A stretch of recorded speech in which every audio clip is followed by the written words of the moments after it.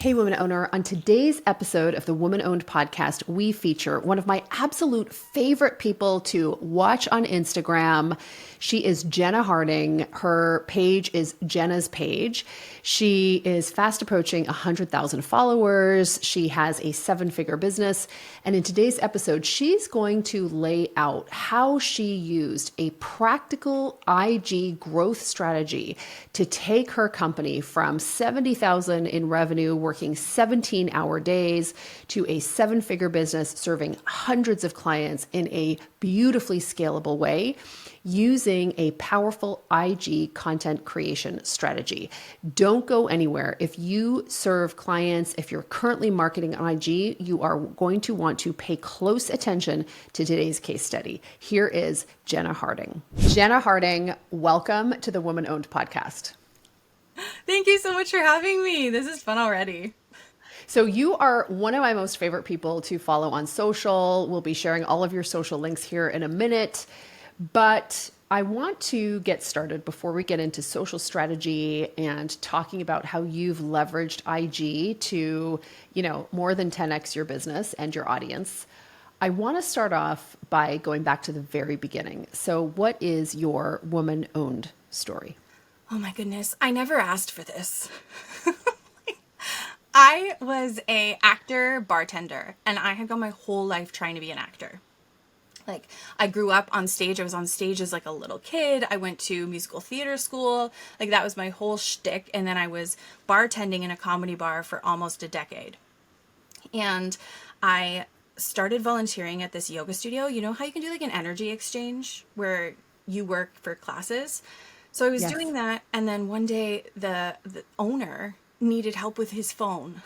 You can't even make this stuff up. He needed help with his phone. And I was like, yeah, you press these buttons. And picture me, I'm exhausted. I'm generally unhappy, living in Parkdale with roaches. And I helped him with his phone, and then he just got it in his head that I had to run the yoga studio's Facebook and Instagram. And I was like, that's not something I do. And he's like, no, I know you can do it. You know more about it than anyone here. I'm like, no, I do not. I was the last of my friends on Instagram. It wasn't my thing. And so he just kept asking me until eventually he kind of used, I think, a little bit of NLP, where he was like, what would be a good day this week to come in and discuss your rates?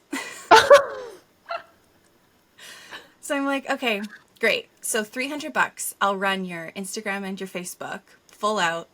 And then I started doing it, and I was like, I love this. I went hard. I'm doing contests at the front desk to follow us and get your name in a draw. I'm borrowing lighting equipment, dragging it on the streetcar across the city, and doing influencer photo shoots for yogis and doing collabs with them. And then I go to my bar and I was like, can I run your Instagram? I cost $300 a month. And that was a massive job because I had to communicate with producers, dozens of producers a month for promotions. It was Twitter, Instagram, Facebook, so much for a penny an hour. And I loved it. And I blew up their Instagram. And then people started referring to me. And then suddenly I had a business. And then the next thing I know, my agent is calling me being like, are you still an actor? And I'm like, I think I might not. I'm not sure. I don't think I am anymore. That is an amazing story. I had no idea about your background as an actor. And it also makes so much sense to me, and ironically, you're so yourself on your IG, but I think, I can sort of see the connection.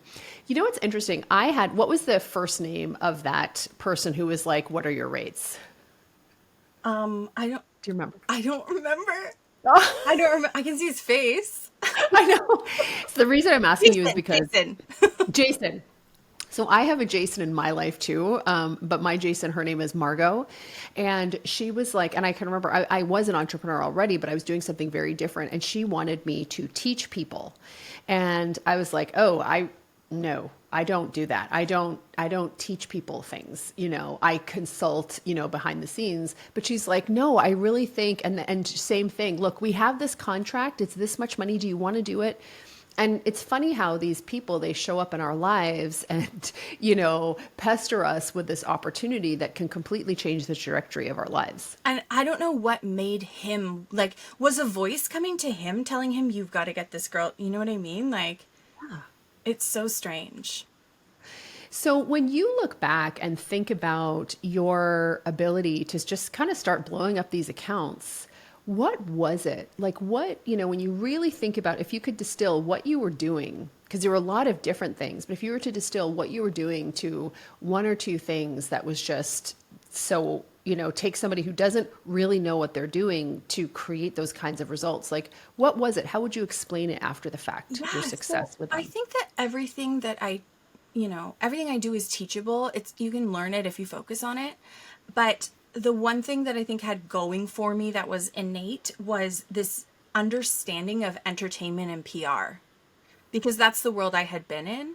And I was for a bit of that. I was like, I got this crazy opportunity to work with this LA publicist because she was like, well, I need to learn social media. Do you want to learn PR? And I was like, yeah, that sounds cool. So then we swapped and I'm like going to film festivals and stuff with her. And like, but I think I had like an interest in that and just innate awareness of like, that looks good. That doesn't. I've been in front of people forever. So even though I wasn't using my own social media at the time, that transferred. So I think that's part of it. And maybe feeling a little bit more purpose than I had been and a little bit more control over things. Like as an actor, you don't have a lot of control over your life. And like one of the big things that I love about my life now is if I like, you know, want more business, I just turn a dial and I can go and I can do it. I don't just rely on a panel.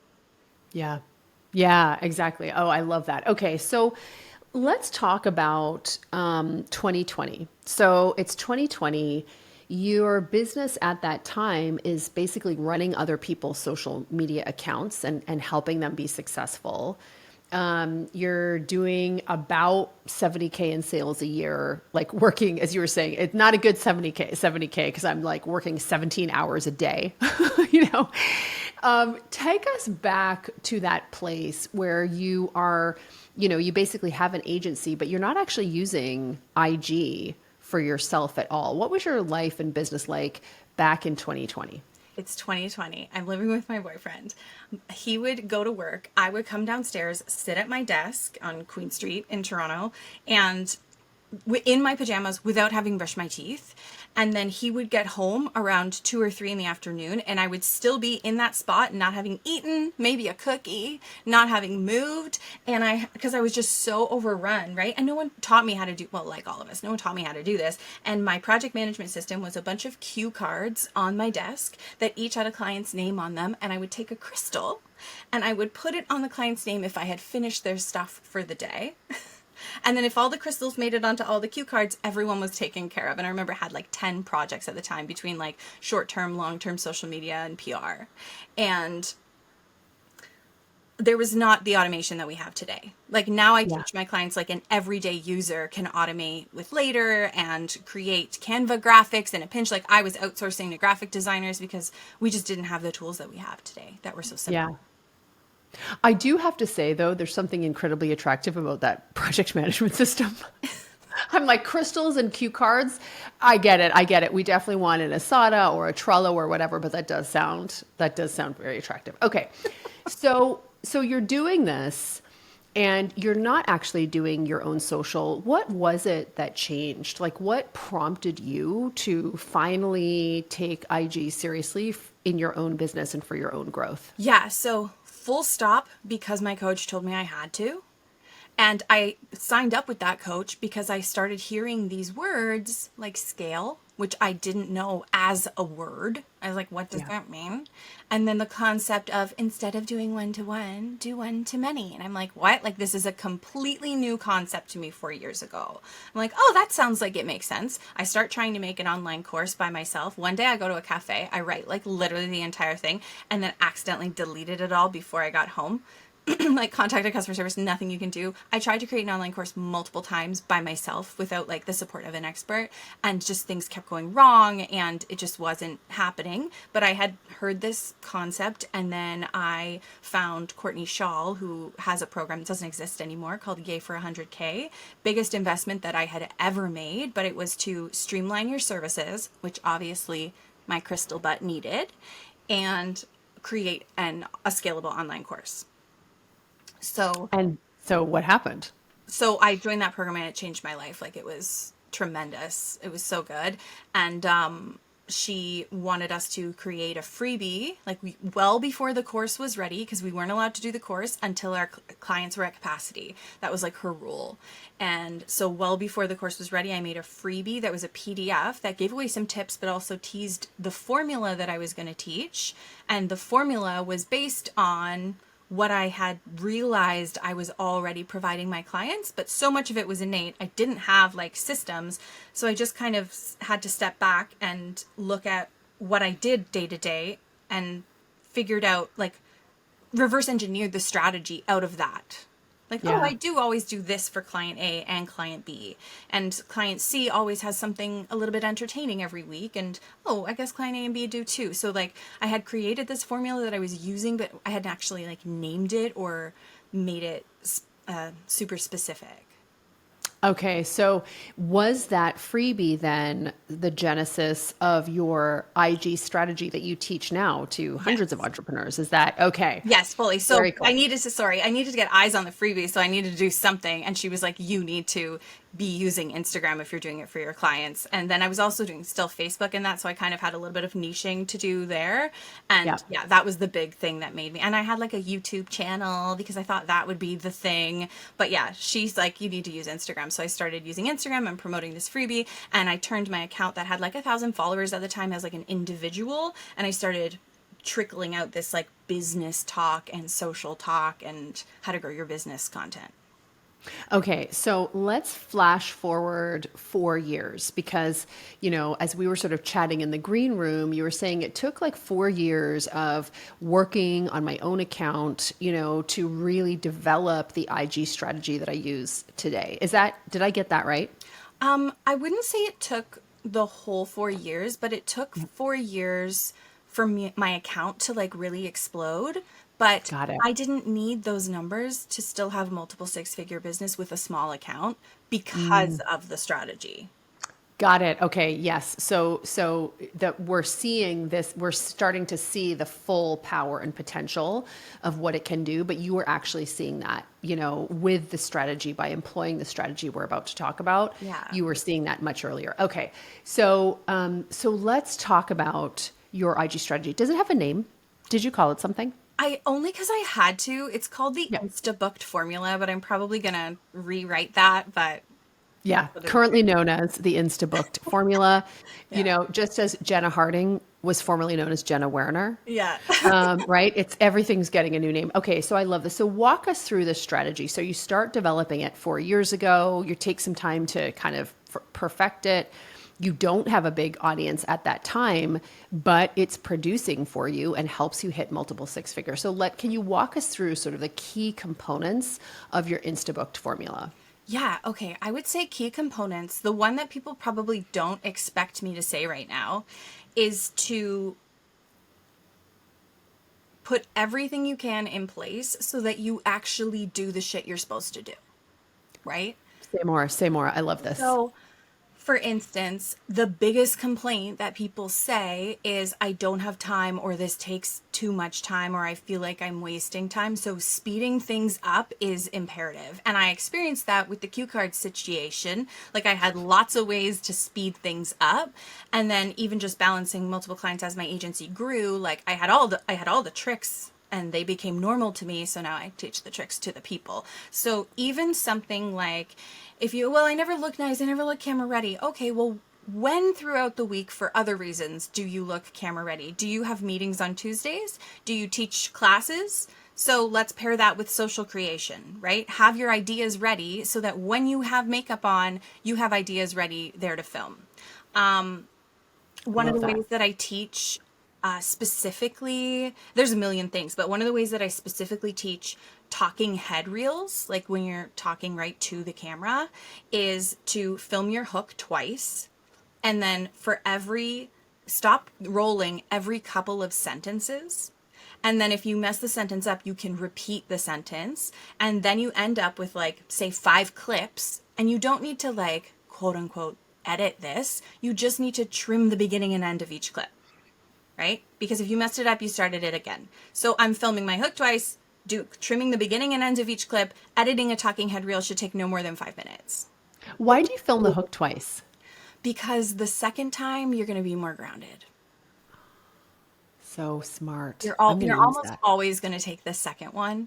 And people also like take a breath and then they say their hook from here and then and you're stressed. But if you say you say it twice, you've got two options. It's also the most important part of the video because if you don't keep the viewer past the hook, you've lost them, right? Yes. So Yes, yes. save time with systems is like a big part of the strategy, and then repeating those things so that they become natural, like making B-roll a habit. To collect B-roll footage, like those videos you see that are only 5 seconds long with a little bit of text on the screen. Like, yeah, you could sit down and go, okay, I'm going to make my B-roll right now, or you could just turn it into a habit that's like part of your daily life, you know? Can you give us an example of how you make B-roll a part of your daily life? And I love your B-roll.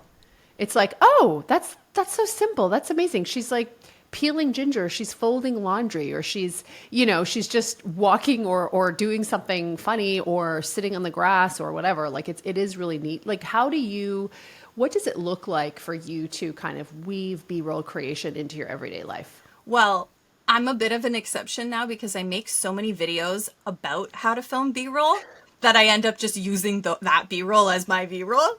But Yes. I have indicators like when I have clean hair, which isn't every day.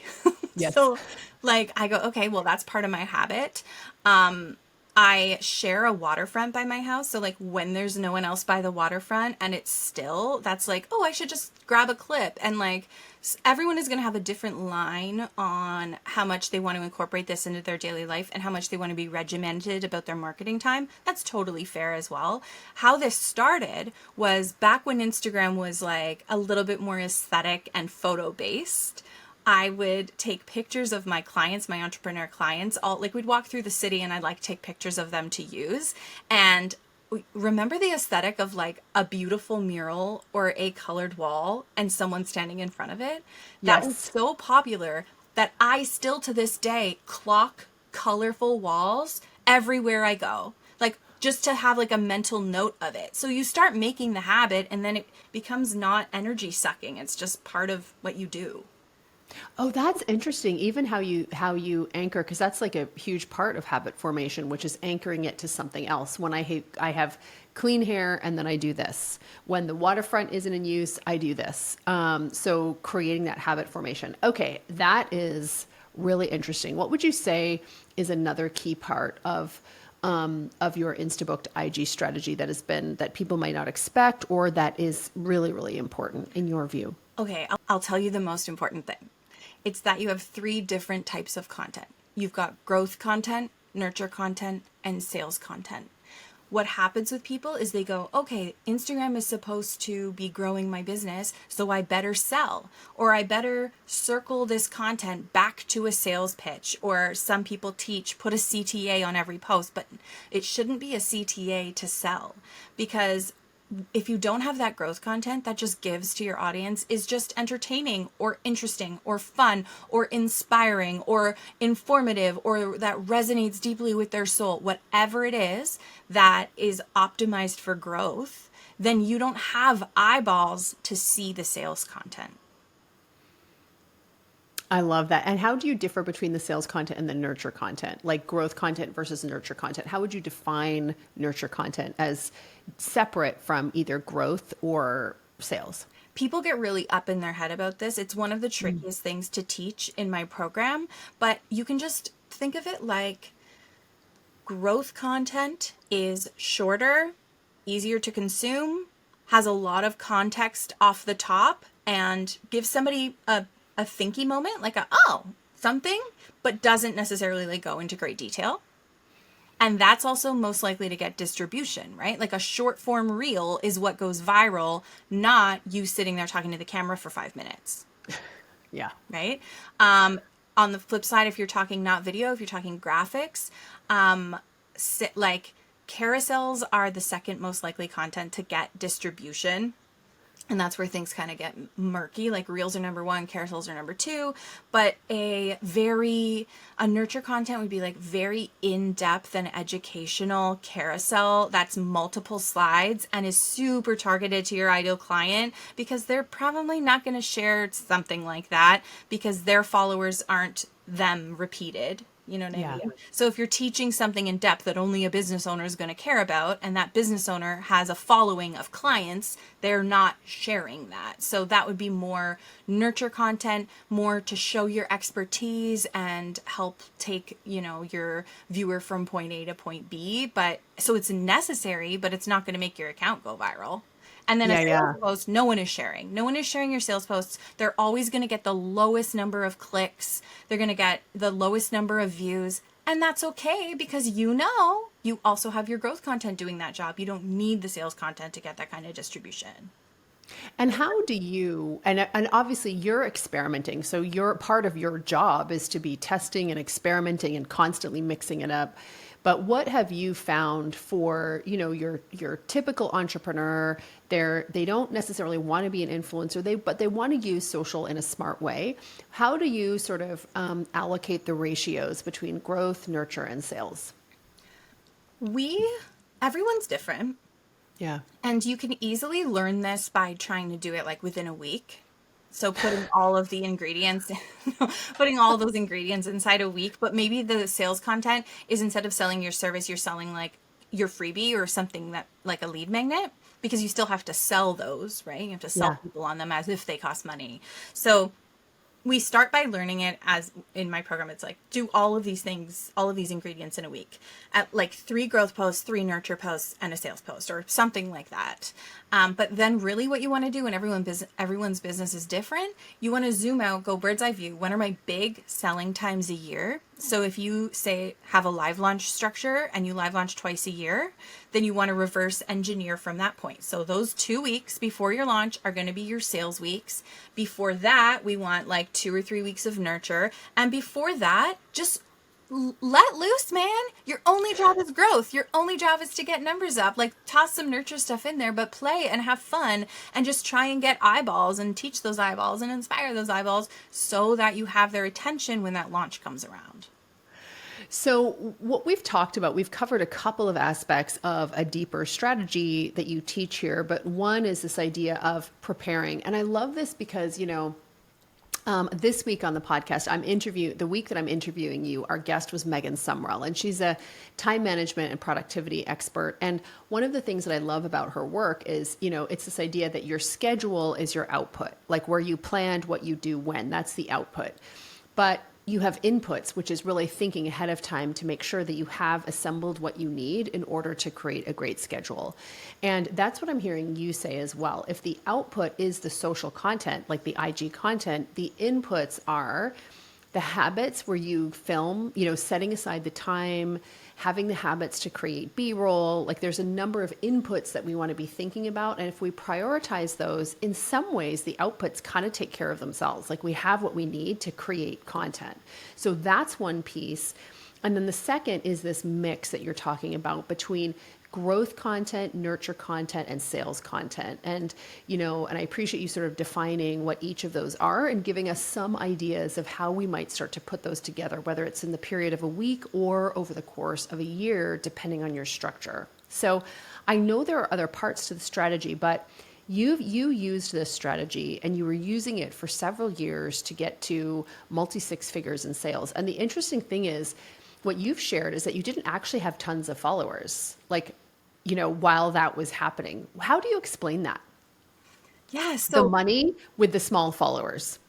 yeah. So influencers need numbers because brands care about big numbers and they care about engagement.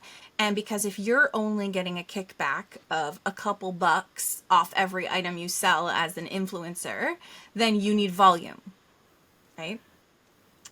Now, small business owners, we don't need that, most of us. Like I work with service providers, so people that I work with, their product is at least $100, but probably more. We're probably looking at like $1,000 package. Maybe even if you're a RMT, you have returning clients with a big lifetime value. So what people forget is you don't need those kinds of numbers when your price point is higher and when you're a business like an influencer does. What we need is to know how to convert the followers that we have. So like you said, I mean, I was doing other things like, you know, the occasional JV partnership or guesting on a podcast or whatever, but I was getting tons of clients just from my network and from my content or from like friends who follow me who know somebody. Because another piece of this is like, if you have friends and family following you, make sure they know who to send you, like put the words in their mouth, right? So we were doing great. What's funny is back then, I had my program, but sometimes people wouldn't trust it because I only had, you know, 4,000, 5,000 followers. But now that I have like almost 100,000 followers, people don't trust me for that reason. They'll be like, oh, well, it's different for you. It's easy for you. Oh my goodness. Oh, that's so interesting. I never thought of that. Yeah, it's funny. I would say more people do trust me because of the numbers, but you know, you don't need them. And I'm telling my members like constantly, like, you don't need these numbers. If you were standing, it goes back to that thing, like if you're standing in front of a room of 30 people, we need to make sure you have the messaging and the skills to sell to someone in this room of 30 people, in this pool of 30 people, right? And we work on messaging, work on copywriting, like all of those things, but you should be able to sell to that following that you've got. You know, one of the things that I teach, you know, for entrepreneurs is you go from sort of startup where you're figuring out what your business is to stability where you're really starting to put in some stable structures. And that's when scale happens. You know, it usually comes from this place of stability. And what you were talking about was like at around 2023, so it's late 2023-ish, you have been consistently working your IG strategy. You have a good evergreen funnel in place. You know, you've just sort of put it in place. And so there's a lot of stability around what you're doing and how you're doing it. And then things start to take off. Can you kind of describe a little bit about that transition? Like, you know, it seems like there was a big period of acceleration for you. If I got that right, can you kind of confirm I got it right and kind of walk us through like what kind of happened to create, what did you put in place to create that acceleration, and just kind of walk us through that acceleration period and what happened? Yeah, so I started living in the woods full time, and I'll get to it. I'll get to it, I promise. But part of it I feel like is after, you know, the pandemic and moving to the woods, I really stopped wearing real clothes. I became a sweatpants monster with a messy bun. And I And think, sometimes the messy bun isn't even up here. Like sometimes it's here. Like sometimes it's above her ear. Sometimes I love, it's like, where's the messy bun today? Where's yeah. Waldo? Like, where is it today? It could be anywhere. Could be anywhere. It's amazing. I love it so much. It's Also, amazing. like, all my makeup expired. Like, and so I became this forest gremlin, and people really liked it. And that wasn't intentional. It was just part of my trajectory, part of aging, I think, too, and caring less. And a few people had told me that they they couldn't make reels because their house was messy. And you know my rule, let's get rid of everything between you and what we want, right? So here's some 3 ideas for how to create content when your house is messy. I post it. It does just like every other post, you know. I was on TikTok too for a while. I was really investing in that. So yeah, it just, well, you know, it does its thing. And then I went to my sister's cabin, and it was like an older, kind of dingier cabin, and I did the same concept. People seem to like it. Let me do it again. How to make content when your house is messy. For some reason, this really resonated with people. And it was words right out of their mouth. Like, it was a Totally. worry. People had told me, I should repost that actually, that was like, you know, the type of thing you only get from doing customer research. And it started to take off, like really big views, way beyond what I was used to. And then I posted another video that was nothing unlike anything that I had been posting. Like, it was exactly the same. Like, I didn't change except for kind of my gradual change into Sweatpants Monster. And then when people started liking me, I think I might have got a little bit brighter, a little bit more unafraid to be silly, because the silliness was working, and because I was excited, because I was opening my phone to like thousands of new followers every day. So in a small window of time, I like was rapidly gaining tens of thousands of followers in December of last year. And to the point where I baked a cake for or a gingerbread house with 15K on it. And because I was like, I'm going to hit 15K soon. And then 15K went by so fast, I didn't have time to post it. And then I was like, we need a 20K gingerbread house, you know? So they Oh, came that's really amazing. quickly. And my funnel that I had spent the entire year prior finessing and tweaking and improving, my evergreen funnel for my evergreen program was ready to rock. And so it was just like pouring gasoline on the fire because it already worked with my small audience. So it really, really worked with my big audience.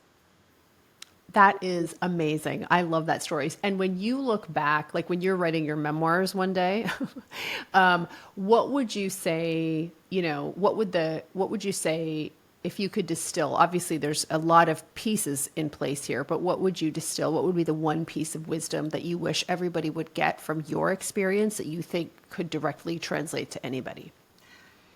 Drives me bananas when people won't just be themselves.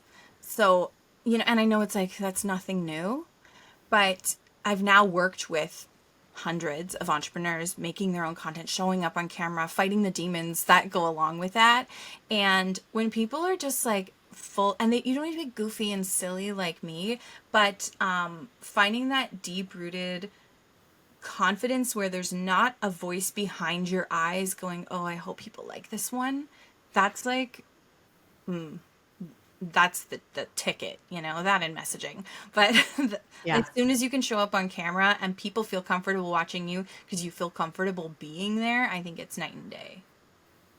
And so when you sort of all told, when you think about the implementation of this IG strategy in your business, so you started out 2020, you're really not on IG, you're doing like 70K in sales, you're working 17-hour days. What changed? Like, how is your life different in business? Like, what does your life and business look like now as a result of implementing this IG strategy? Oh, it's a completely different game.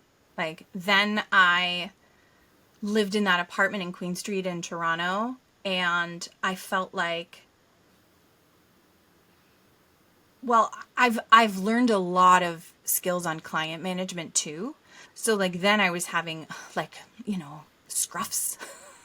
Like I had no boundaries either. You could contact me in whatever way you wanted. I was like being underpaid. I was doing deals, I was Oh, yeah. over delivering like insane, like a lot. So that was never going to be sustainable if I didn't get help. And one of the reasons I like got that business coach is because I realized I couldn't go to my friends for advice anymore. Like my business was just at a point where like Susan, my bartender friend, couldn't really help me anymore. Like we tapped out both of our knowledge banks, and now I get flown across the country in the States to speak, and we have this top charting podcast, shiny new clients. I live in the woods with a husband and a dog, and our biggest, oh my God, this is such champagne problems, Eleanor, but my biggest problem is slowing the flow when we're starting to cap out on delivery. And so I have a rainmaker in the business now to help me make it scalable to that multiple seven. So exciting. So exciting. From 70,000 to on track, you know what I mean? To scale to multiple seven. That's very exciting. Very exciting. Such a testament to the power of being yourself, creating space, and habits around IG and getting it out there, with the right mix of content. I so appreciate you. Where would you say, and we'll include links to all of your stuff, but where would you say our folks should go if they want to learn more about you, your teachings around IG? Where should they go? Come hang out with me on Instagram. I'm at Jenna's Page, Paige. And feel free to send me a little DM. I spend way too long in my DMs. I'll see it and tell me that you came from here. Thank you so much. It was so awesome to connect. Oh, thanks for having me.